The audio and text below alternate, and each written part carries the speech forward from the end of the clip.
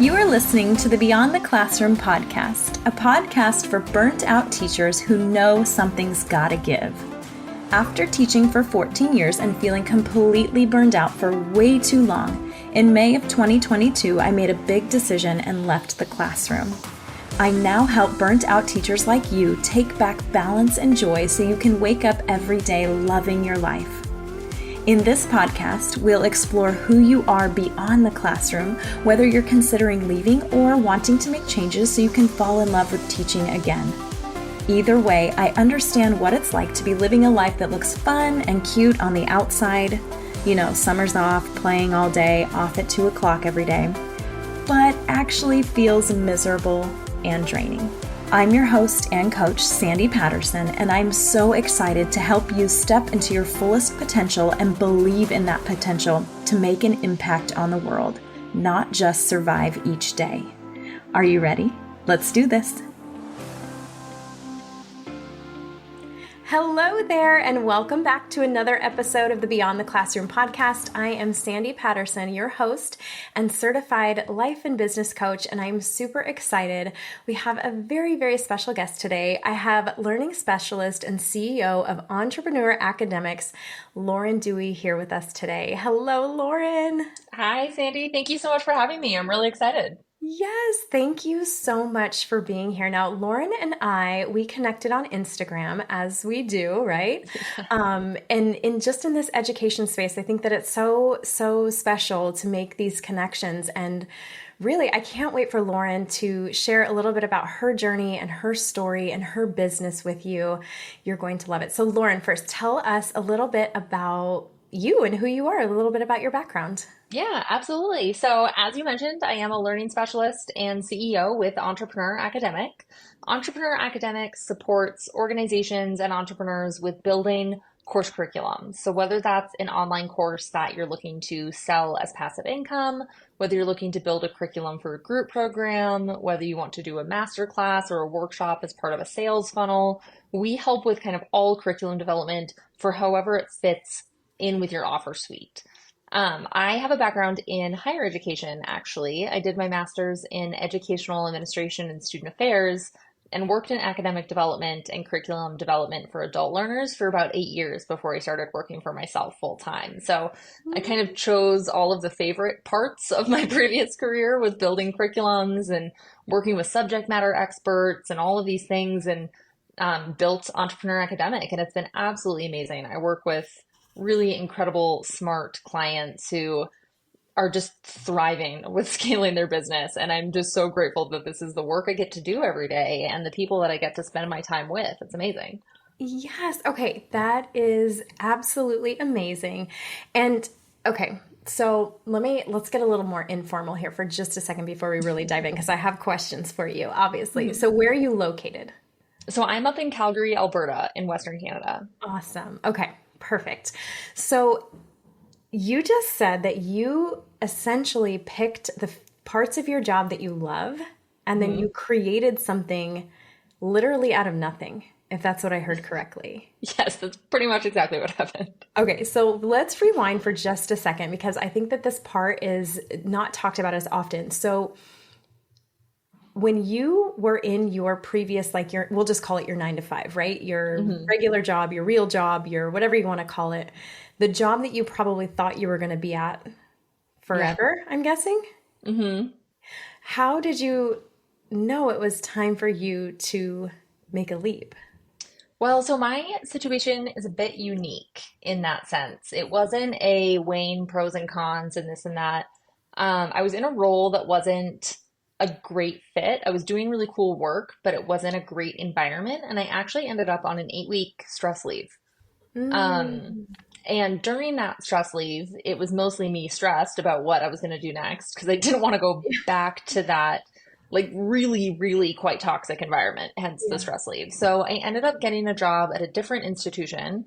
I always worked at 4-year colleges and universities. Mm-hmm. I got a job at a different institution that was just covering a short-term leave. So I was in that role for 5 months and was kind of doing things on the side and freelancing and doing some of this curriculum development work as that kind of side hustle. Mm. And when the leave ended, they offered me a position for the fall, which was 6 months away.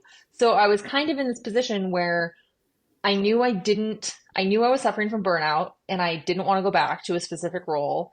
I got offered a contract faculty job, which was only going to be a couple hours a week 6 months from now. So I kind of had this really unique opportunity where I was like, if I'm ever going to try and work for myself, like now is the time. Like I have a safety net come September. I'm Mm. finishing up this short-term leave. I have some great contacts. I kind of know what I'm doing with curriculum development. Yeah. And let's just see what happens. Could I do this over the next 6 months? And I clearly have been doing it absolutely ever since. So that was 2 years ago. I was on that, covering that short-term leave. So I've been doing this full time for like coming up on 2 years.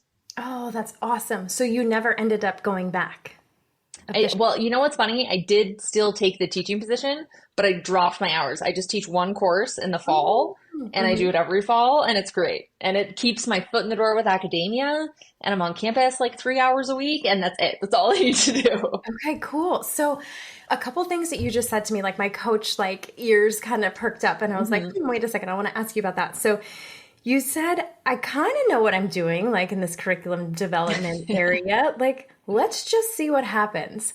So where do you find the courage to be like, I kind of think I know what I'm doing. Let's just see. Let's go for it and see. Where did that come from? Yeah, I think a lot of that was just knowing that I had this really strong skill set in this one piece that not everyone has. I can work with a subject matter expert. I built curriculum from books. I can watch a YouTube video and being able to translate someone's intellectual property into educational material and copy that actually conveys learning objectives, caters to adult learners, and isn't just like word vomiting everything we've ever known into an online course or anything like that. And I was kind of in tune with the Instagram business coaching world in general. And I knew there was a need for this. I'm like, no one is talking about how to build courses and curriculums that actually make an impact and create a transformation. Everyone talks about how courses are amazing for like passive income, which is true, but like only if your course works and only if your course is doing really well. And so Yeah. I knew I had this really strong skill set, and the only pieces, I say only, the pieces that I need to figure out were the things like marketing and invoicing a client and setting up an appropriate contract. And I knew I could learn those. And so I was like, let's give this a go. I know the client work I got on lock, like I can figure this out. And if I hate working for myself and running a business, like I don't have to. I don't have to keep going. I can just finish the contracts that I have. And Yeah. I love it. It was a transition to kind of say like, oh, I freelance or I contract on the side to I am a business owner and this is what I do. But Mm. as soon as I made that mental shift from like I no longer freelance, like this is my career, Yeah. it things really just solidified from there. And like you said, like in your title, like you are the CEO of your own company now. You Hmm. literally built something that I'm guessing you don't have a degree in marketing or sales or any of that stuff, but you so strongly believe, like you said, I can figure this out. And Hmm. I really believe too, like I am in that same idea that like educators truly, like if you can teach, you can do anything. Like you can Yes. figure anything out. Hmm. And I also too like I think it needs to be said too that like you didn't come well, okay, sorry. I've got a lot of words and a lot of thoughts here. You're good. You you didn't say like to me it doesn't sound like there was any fear about like let me do this, but what if it fails? Like it was you didn't come out of the gate expecting to be perfect or have this Hmm. like huge thing built. Like you're like I'm just going to give myself space to try this. Hmm. And I definitely feel like I had a bit of a built-in safety net because I knew I could teach in the fall. And previously working in academic development and academic advising, I would never say I was a teacher, like I'm contract faculty or I'm an instructor or anything like this. But Hmm. I kind of knew I had something. Yeah. So I'm like, okay, I probably like won't be homeless. Like, Probably not. No, and see, yeah. here's the thing. I talk to a lot of teachers, and I know we've talked about this before too, that Hmm. they're just terrified. Like they are terrified because it's like, what if it doesn't work? What if I fail? What if I'm not out of the gate and it doesn't work? But Hmm. really, like you just said it, like you probably won't be homeless. Like you'll figure it out, whether it's what you thought you were going to do or whether it's going to get a job at Trader Joe's, right? Like you're Yeah. not going to allow yourself to just completely flop and fail. So it's that self-trust. And it sounds like you Hmm. had a lot of that self-trust within you. And even though you say you have had a safety net, it's still scary to do Yeah. something different. And I think of that summer really in with fond memories because I had a bit of a safety net, so I could, kind of F around and find out. I don't know if I'm allowed to swear Yeah, on this podcast, you can but swear. I Yeah, could kind go of F for it. around and find out. Yeah.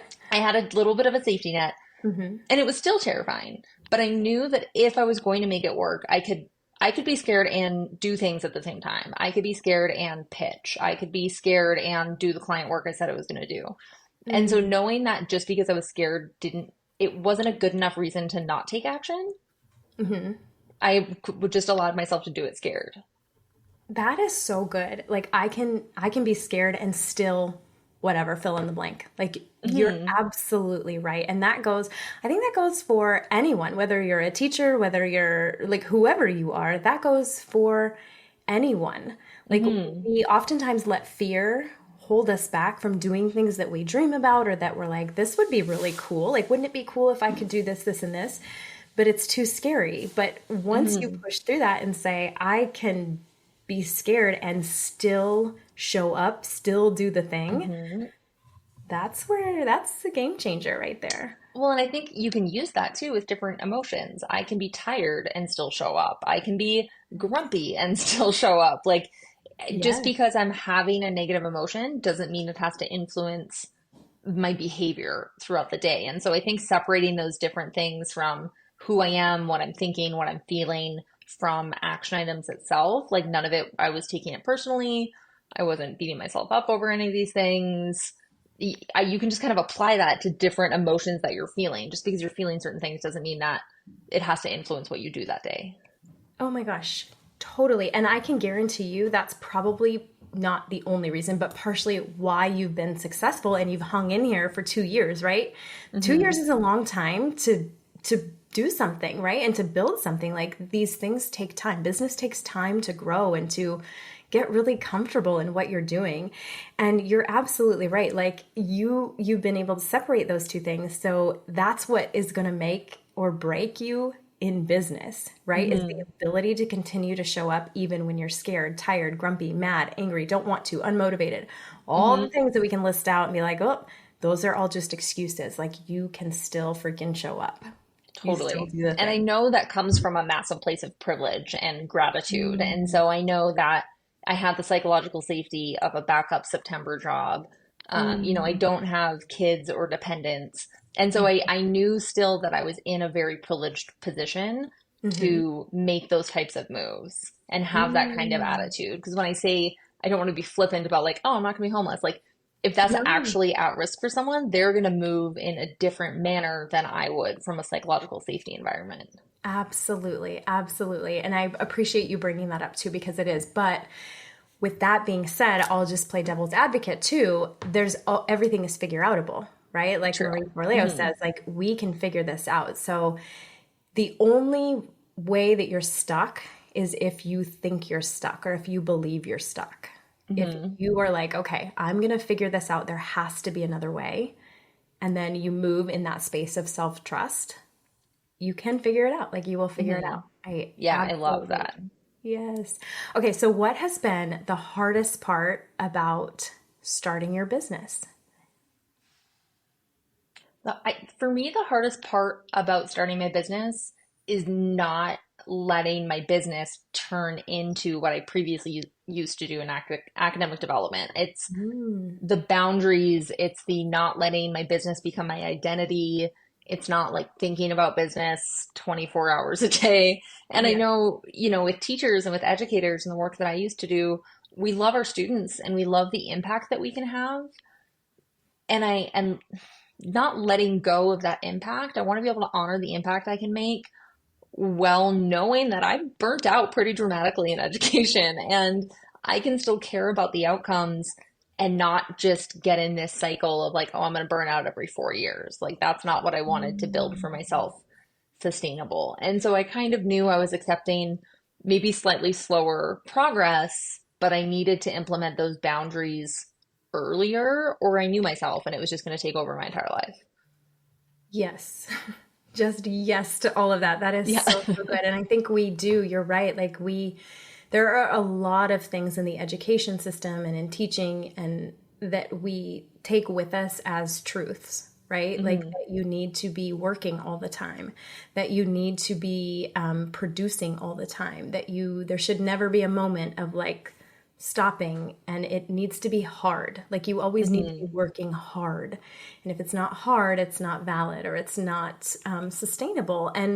But really it's the opposite. Those things are not sustainable. So I totally understand that. So what would be one tip for you? And this could go with for anybody. Like it could be somebody Hmm. in a business, somebody in a 9 to 5, but how do you create those boundaries for yourself?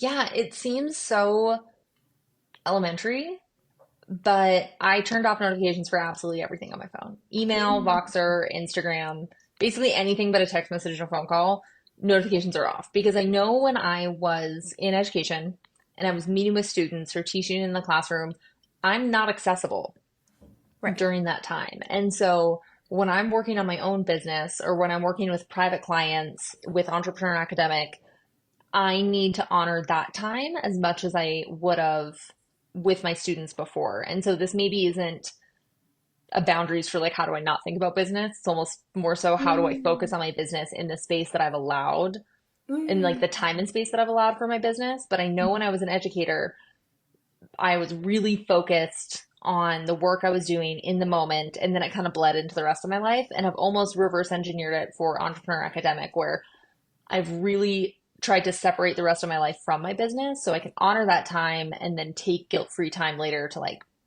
hang out with my mm. husband, do my own thing, like go for a run and not feel, my students weren't accessible to me 5 years ago and my clients don't need to email me or they can email me at 9 p.m. on a Friday. I don't need to see it or Yeah. respond. And so it seems so simple, but I just made myself less, I don't want to say available. I'm still very available to my clients. I made Yeah. myself Yeah. less reactive Yeah. And to those that things. need, yeah, of course, too, that need. I think it's hard. Like, how do you do that guilt-free though? Like, Oof, because, practice. like and these are bad habits that I've brought with me into my business from teaching too, Hmm. are this idea that like I need to be available all the time. I need to be, there and available, like just like what you said, available. So how do you release that guilt of like, oh, my Hmm. clients don't need to hear, nothing is an emergency, right? Hmm. I mean, I think that just being really clear from the get-go with clients about like, here's my response time on Mhm. emails, here are my calls, here's my Mhm. Voxer hours, and also recognizing that if I'm thinking about client work while I'm out on a run, I don't Mhm. need to beat myself up over it. I love what I do and I love my clients. And so recognizing that me thinking about like a client problem or this or that, if I'm not forcing it, I don't need to feel guilty about that. It's when I'm in the shower being like, oh, I really should be doing this. That's where I'm Oh, like, okay, rein it in. Like, this is not a to-do item here. yeah. But if I'm just thinking about work, like, that's totally fine. That's not an issue. That's just like daydreaming. It's when I'm, falling asleep at night and I'm thinking like, oh, I need to do 1,000 more things on my to-do list. That's where I just need to practice the like Mhm. separation and like the don't check your email and this and that. But it's Yeah. not allowed. I still allow myself to care. It's just separating the caring from the actually taking action at 11 p.m. Oh my gosh, that's good. And I love how you said that it's a practice too. Like Hmm. you don't just wake up one day and you're like, cool, I've got boundaries. You're like, no, like you have to actually practice. And I'm sure that there Hmm. were times too when you, I don't know, for lack of a better phrase, like fell off the wagon, right? And then just Oh had to yeah. get back on and give yourself the grace and keep going and not just scrap it like, I can't do this. It's like, Yeah, and knowing that that's there's room for that flexibility, and it's Mhm. not like I have to be 100% great with my boundaries or I failed. Like I still check my Mm, email at night. I think I did it 3 days ago. Like it's yeah. not the end of the world. Yeah. It doesn't mean anything about my boundaries for today just because I checked my email at 11 p.m. 3 days ago. Yeah. And it's funny because I think about what you're saying and kind of what we're talking about right now. And I think back to like, if you had to ask me like 5 years ago, Sandy, like who was still in the classroom, who was still teaching, who was so like in it so deep and just on the verge of that burnout, like you described before, hearing what you're saying right now, I would have been like, no way. There's no way. Like Yeah. that sounds so like far out there. And yeah, it works for her, but that would never work for me because da da da da, da, you know, you list all the things, all the reasons why. But here we are, and it's so true. Like you just have to decide what your boundaries are. You have to decide what your limit is, and then you have to Hmm. enforce it. It's that simple. Yeah. And that can take so much longer than people think it is. Like the whole it takes 21 days to build a habit is such BS, and it's so outdated, and it's closer to 6 to 8 months to build effective habits. And so not being like if you're struggling in the first month, like that's fine. That means you're learning. That means you're rehearsing, whether that's boundaries at work or running a business and getting into KPIs, building a course curriculum, any of these things. Like if you're struggling in the first month, that doesn't mean that it's a failure. It just means that you're making progress in some way, shape, or form. Yes, and so often I hear people they're like, "Oh, I tried to, start a business and it failed. It just it failed." And I'm like, "Okay, cool. Like how long did you give it? Like how long were you in it for?" And they're like, "A month." I'm like, Yeah. "No. No. It's got to be Yeah. longer. Like it's sustained." And I love that you use the word rehearsal and practice Hmm. versus like hardcore rule. Okay, another question. So, that was the hardest thing about starting your business? What has been the best thing about literally building something out of nothing? I think, oh man, what has been the best thing about building something out of nothing? I mean, there's so many good things. And again, I'm not a parent, but I think of building a business as how some people talk about children, where it's like it's the hardest thing you're ever going to do and it's the best thing you're ever going to do. Like I found building my business and showing up for myself in that way gave me a level of, I don't want to say confidence, but like self-assurance Hmm. that I could show up for myself in other ways, that I could keep the promises that I made to myself, that Hmm. I could do the things that I said I was going to do. It just built such a foundation for how I want to execute my life.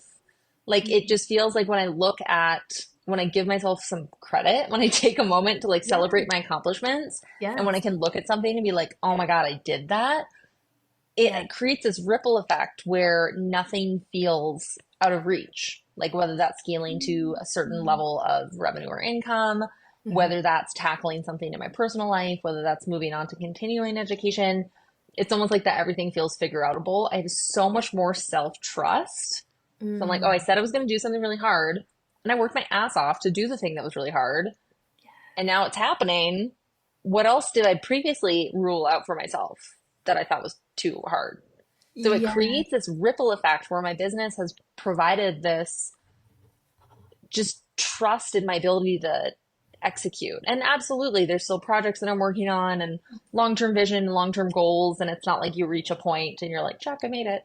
But Yeah. it's just provided that foundation for me to, I don't know, dream bigger. I know that's really cheesy, but I'm a very cheesy No. person. No, it's so good. I have so many. It's funny because you're absolutely right. So, first of all, tapping into that statement that you made about like parenting and starting a business, you're absolutely right. Like, that is spot on. I do have two kids, Yeah. and that was the hardest thing I've ever done. This has been the next hardest thing, but it's like I think any parent will tell you this too, like it's so rewarding, but you do have those moments when you're like, oh shit, like what have I done? Like what have I gotten myself into? And then there's no turning back now because, you're in it now. So Hmm. I can absolutely attest to that. And then also to this idea that when you like building a business is really the probably deepest form of self development that you Oh, can get yourself into because you are constantly tested, constantly having to build that thick skin, having to do things that make you really, really uncomfortable.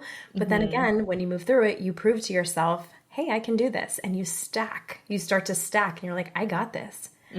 I am And I good. think especially like I build curriculums for a living and I Hmm. talk to people all the time about learning science and how adult learners work. And we Hmm. have to be able to apply that to how we operate as business owners. We Hmm. all went to school for, like you say, like not marketing. Many of us don't have MBAs. Hmm. We're learning as we go, and we have to honor the learning process that I'm building in a curriculum for ourselves as entrepreneurs at the same time. Literally learning as we go. And most of the time, I don't know about you or if you were like this ever. I'm sure you were, but like just feeling like I don't know what I'm doing, but I'm going to do it. Like, Hmm. I don't know Yeah. if this is the right way to do it. And that goes with parenting too. Like, if you have kids, like, you know how much unsolicited advice you get all the Oh, for time. And at one sure. point, you just kind of have to block it out and be like, I'm just going to do my thing. And that's Yeah. exactly what business is too. It's Hmm. exactly the same. It's Yeah. like moving through that imposter syndrome. Like I've definitely had Uh-huh. moments over the past 2 years where I'm Yeah. waiting for someone to pop up to be like, you shouldn't do it that way, or have you Yeah. considered this, or like any of these things. I'm like, ooh, no one is telling me what to do, and that is the coolest and the worst. Like it's been Totally. this waiting for some like, oh, they'll catch on. Someone's gonna tell me that I'm doing it wrong or doing it different or like whatever. And getting to the point where it's like, oh, no one's going to tell me what to do becomes this moves from a scary thing into this really empowering thing where I'm like, oh my God, this is amazing.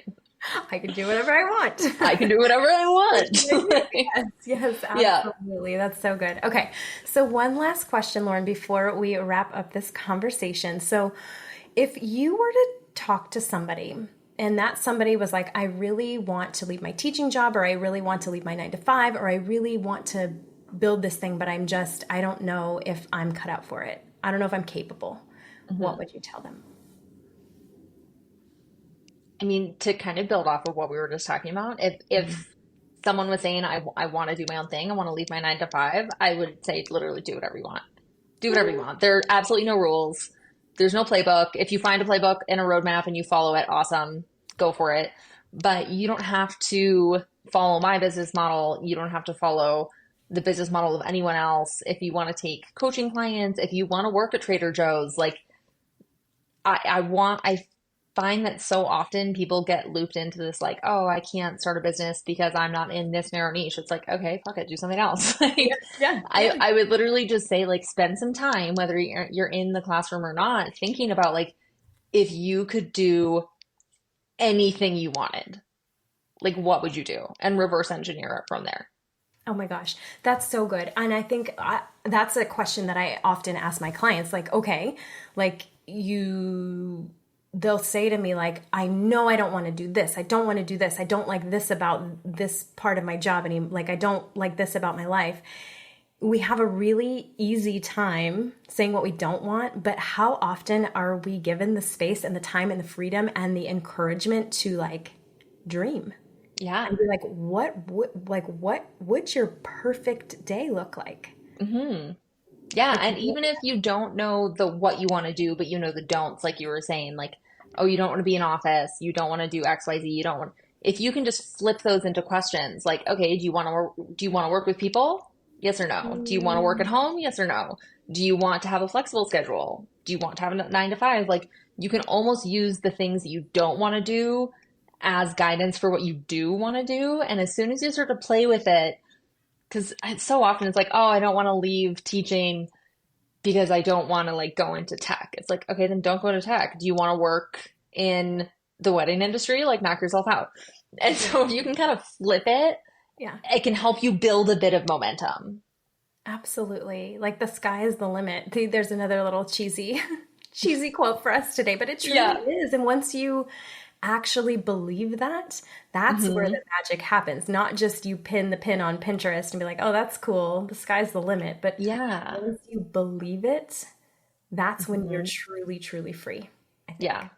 100%. And people are out there making money doing all sorts of different things. Like if you're on Pinterest or TikTok or Right. you watch Shark Tank, like if you have this, like, this would be my dream day, like you can probably monetize it. Let's find a way. Oh, Like we'll figure absolutely. it out. You can do literally anything you want. And I don't mean that in a flippant way. Well, I kind of do mean it in a flippant way. It's like Yeah. you're probably putting so much more limits on yourself than you think you are. Yeah. Like just what do you want to do? And the Do like limits do whatever you come want. do do whatever you want. The limits come from within you. Like Hmm. they're those limiting beliefs and those beliefs that we carry with us that we're like, wait, I gotta stay small, I gotta stay comfortable, I gotta stay in the familiar. Hmm. Absolutely. That's so, so good. And what were you, oh, I just forgot what I was going to say. I do this all the time. I was just going to say You're so something. You fun. said, do whatever you want. But it's true. It really is true. You can do whatever you want. Hmm. Okay. Well, let's see. Okay. So tell us, Lauren, where can we find you? Yeah, absolutely. So my website is entrepreneuracademic.com. That's where you can find my resources, my freebies, my signature course, my contact form for either mentorship or course creation. Everything's on the website. I'm on Instagram at laurendewey.co, so DEWEY.co. Um, and that's my only social channel right now. So Perfect. just the Yeah. website and Instagram. So entrepreneuracademic.com and at laurendewey.co. Awesome. Yes. And Lauren is a pro, like she said, at building curriculums, building master classes, taking information and making it consumable and making it easy to understand. And in doing that, impactful, making an Hmm. impact. So, 100%. yes, you were the girl. Oh, okay. I just remembered now what I was going to say. Okay, first of all, I'm going to put all of those links in the show notes. And then you had talked about, oh, like I want to leave teaching or whatever, but I have to go into tech, but I don't want to go into tech. Like that's the only option. You literally took something again, and I know I keep saying this, but you built something out of nothing. And I hear Hmm. people, teachers tell me all the time, well, I would go into curriculum development, but it's just so saturated. The market is so saturated. You literally are doing it on your own. Like Hmm. you didn't. There are other course creators out there. I would love for there to be more of us. Like if someone wants to run a similar business model to me, like knock yourself out. There's such a need in an online industry. And I have Yeah. some corporate clients and I work in different education offices. Like if people want to become curriculum development, like awesome. I've been booked for 2 years. Like knock yourself out. Yeah, when we were Go for talking it. at the end of last year in Hmm. 2023, you were like, I'm pretty much booked out for the rest of 2024. And I was like, Yep. damn, girl, that's Hmm. amazing. And again, that goes to, I love this whole vibe that you're talking about too. And like, you want to do it too, come do it with me. Like, Yep. there's, it's that abundance mindset, right? It's not like Hmm. this is my thing and only I can do it. And there's only enough clients in the world for me to do this successfully. It's like, let's spread the love here. So, Hmm. I love that. Well, Lauren, thank you so much for being here today. So many good little gems in this conversation today. I know that so many people are going to walk away and be so appreciative of you sharing your story and sharing all of these beautiful, beautiful, I was going to say cheesy insights, but they're not cheesy. They're really, really good. So Thank you. And I don't even mind if they're cheesy. I'm a cheesy person, like I said. I don't even care. But Yeah. no, thank you. This was great. I love having the opportunity to kind of reminisce on my time in education and everything, all the good I was able to take from it. And also taking a second too to reflect on all that you have accomplished so far. Like you're just Thank getting you. started. Yeah, Thank you. absolutely. I appreciate it. Yes. Okay, you guys, we'll see you next time. Thank you, Lauren. Thank you. Thanks so much for listening to this episode of Beyond the Classroom. If you know something has to change and you're ready to take the next step to make it happen, whether it's in or out of the classroom, let's talk it through together. Schedule a no obligation chat with me and we can talk through where you're stuck, how to get you unstuck, and how to keep you moving forward. Schedule your free call today by clicking the link in the show notes. I can't wait to connect with you.